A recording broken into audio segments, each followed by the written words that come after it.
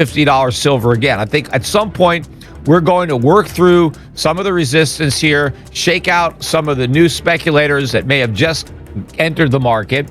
And then I think we'll take out 50. We'll take out that 54.40 high. We'll take out 55. And then we'll probably never trade below $50 again. Just like 50 was a massive double top, it's now going to be a massive bottom. And you're not going to have the opportunity to buy it. So in the meantime, these are good pullbacks. All right. If you got gold, silver, or even a tiny gold chain your grandma gave you, hold on tight, because Peter Schiff just dropped a prediction that'll make you rethink everything. He's calling out what's about to happen next. And trust me, it's not your average gold is going up story. No, this one might just shake your mind. So whether you're stacking coins like a pirate or thinking about selling that silver to pay the bills, you need to hear what Peter says in the very beginning of this video. Because when Schiff talks, the markets listen. And after what he just revealed, you'll wish you'd watched this till the end before making your next move. So don't go anywhere and let's start the video now. But when I say 4,000 support, it's an approximation. Obviously, you can't draw a line in the sand and say there's no way the market's going to go below 4,000. Because if you think that, of course, it's going to happen. Because people will get long and they'll put a sell stop at $39.99 thinking, they can't get hit. And so the market would go and take those stops out. So when I talked about 4,000 support, it was a range near 4,000. And in fact, in some of the violent sell-offs that we've had, I don't think I've seen the market below 3,900. I think we got close to 3,900, but then we got back above 4,000.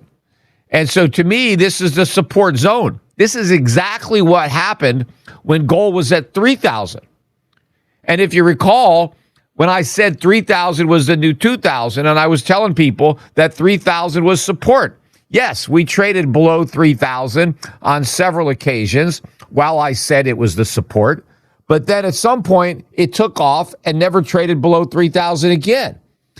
I think the same thing is going to happen with 4,000. Yes, you're going to have some opportunities to buy below 4,000, but at some point, we're going to run out of those opportunities. The price is going to go well above 4,000 and never return beneath it.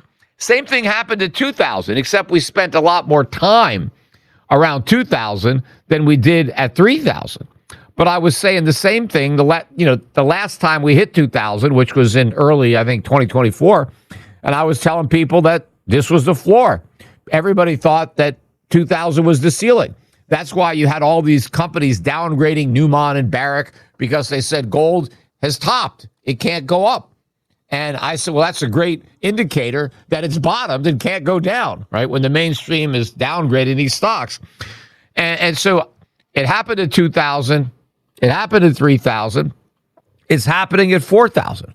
But the fact that so many people have gotten so bearish so quickly, that's a positive indicator to me. I wasn't that worried that a few people finally noticed gold and wanted to buy it. But I'm certainly happy that those that did are already getting rid of it because they've been scared out of the market. Now, of course, I'm not scared out of the market. I've been long this market since gold was under 300. But maybe people that bought for the first time at 4,300, maybe they got spooked when it got down there 3,900. Even more so in silver. Silver's correction has been even bigger than gold's, although silver didn't drop this week. Gold was off about 2.5% on the week. Not quite $100, right? Because it had a higher close last week. But silver was basically flat on the week. Silver closed, it might have been up a little bit. I don't know exactly. It could have been up a dime or so. But silver closed at around $48.60-something an ounce.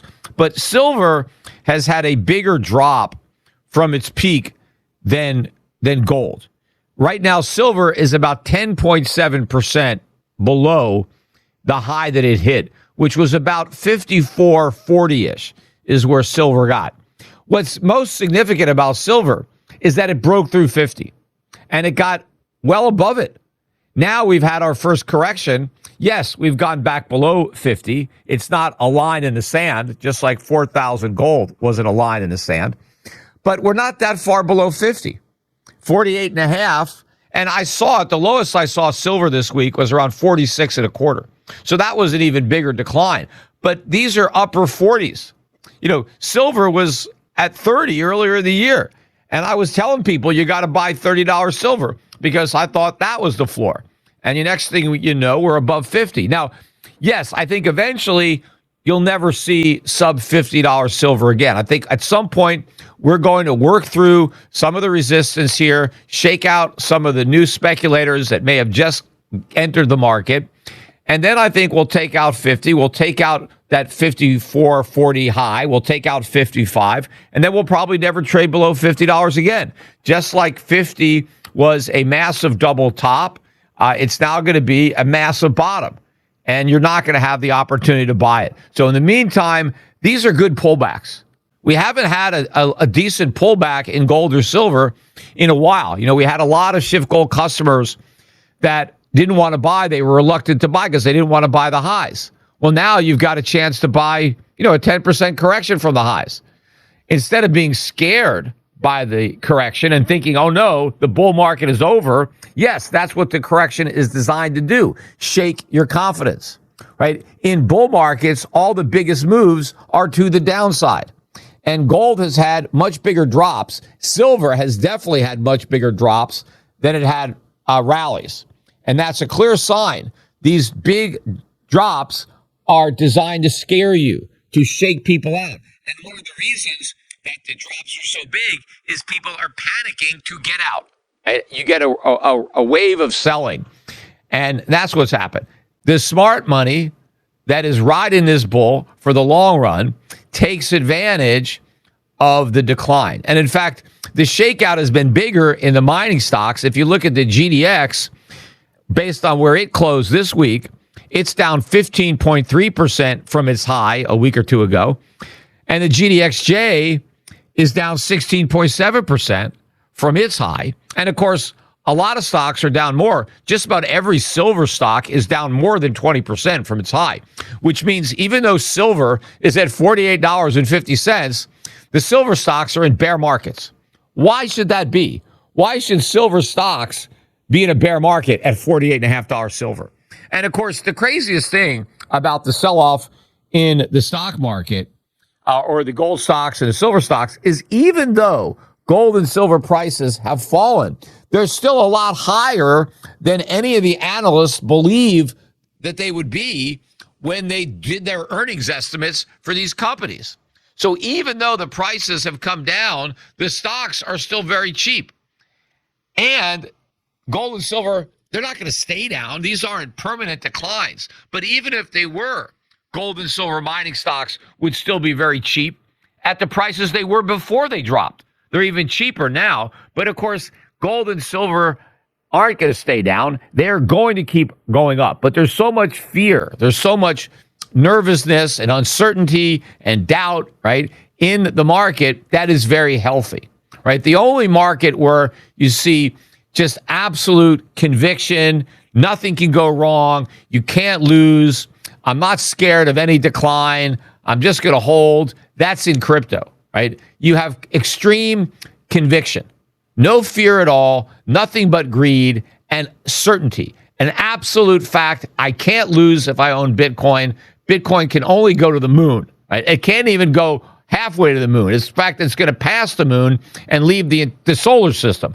That's how much conviction there is in crypto. Now, of course, when you get something like that, when everybody thinks they can't lose, they all probably will lose. Well, in gold, there are a lot of people who are afraid of losing. That's why they got out so quickly. And now you've got a lot of people saying, stay away from the gold market. You know, it can really drop. It can go a lot lower. Right. It's not going to go a lot lower. It hasn't been doing that ever since we really broke out above 2000. We have had some corrections along the way, and all they've done is shaken out the weaker players.